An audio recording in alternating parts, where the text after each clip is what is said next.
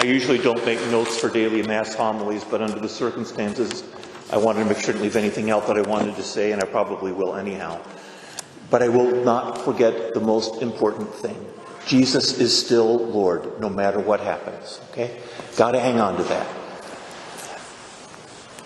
Second thing that occurred to me, and the snow, a very unexpected snowstorm reminded me of it.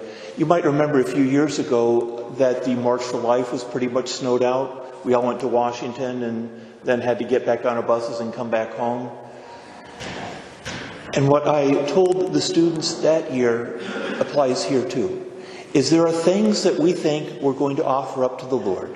And so they were going to offer up sleeping or not sleeping on a bus, as the case may be, and putting up with all the roommates and eating, they probably like the eating junk food part. But anyway, would put up with all of those things. And it turned out that the sacrifice the Lord was asking of us was something entirely different than we had expected. We don't always get to choose what we're going to have to suffer through. And not having Mass available, certainly, words can't express how sad that is. Hope you find ways to at least secondhand experience the Mass, but no matter what you do, online, EWTN Mass, whatever, it's not the same as being there in person. For some reason, the Lord has chosen to offer this to us. There's a book that I heartily recommend, since you're all going to be inside, staying away from people reading anyway. Here's a short book to read. Interior Freedom is the title, by Father Jacques Philippe.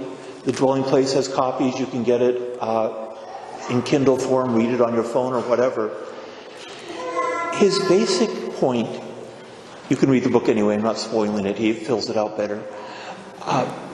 We can't always choose our external circumstances, but we still remain free in how we respond to them. And he says that when we find ourselves in a situation we don't like, there are 3 different ways we can respond. The first way is rebellion. And there are times when rebellion is necessary to say this is the situation now, but it needs to change in the future. And so whether we need to set ourselves free from King George III or whatever it may be, there are times to take action. But there are times when we are rebelling and there's nothing we can do about it. And at that point, rebelling just becomes a rejection of reality. Nothing healthy ever happens when we reject reality.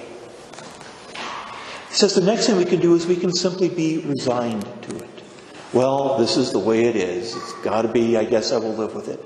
That's certainly healthier than rebellion. But it doesn't include the virtues of faith, hope, and charity.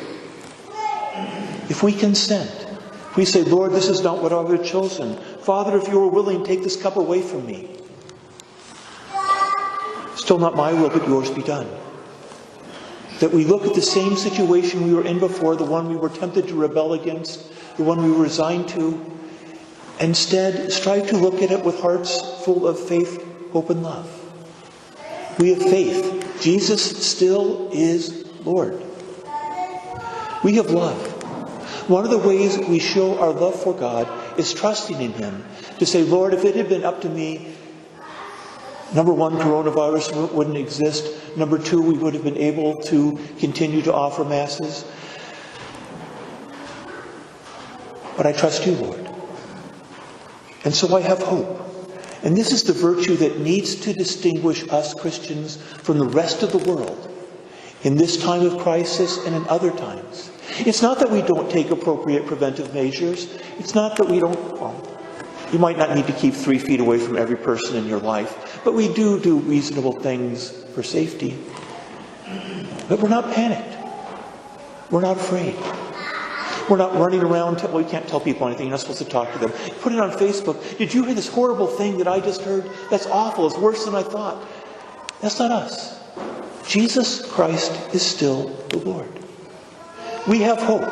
And our hope is that not coronavirus, not suspension of Masses, not anything can stand between us and God's salvation. If this wasn't the Lent you chose, wasn't the Lent I chose either. But it's the Lent that God has chosen to allow us to experience. When we get to heaven, we can ask him why, although my constant thought on that also is by the time we get to heaven, we're not going to care, or we'll understand one way or the other. But in the meantime, I encourage you and I encourage me to look at our situation with faith, hope, and love. And if we're separated from Christ in the Mass for a while, let that grow, our love for the Mass. Let us realize how precious it is, how easily for us most of the time it is to go to Mass. Places in the world, in Africa, where they have a priest come once a month if they're lucky. Places in the world where it's not legal to celebrate Mass at all. Let's give thanks for what we have. Jesus is Lord. We trust him. We love him. And we have hope that no matter what our situation is, he still has us in the palm of his hand.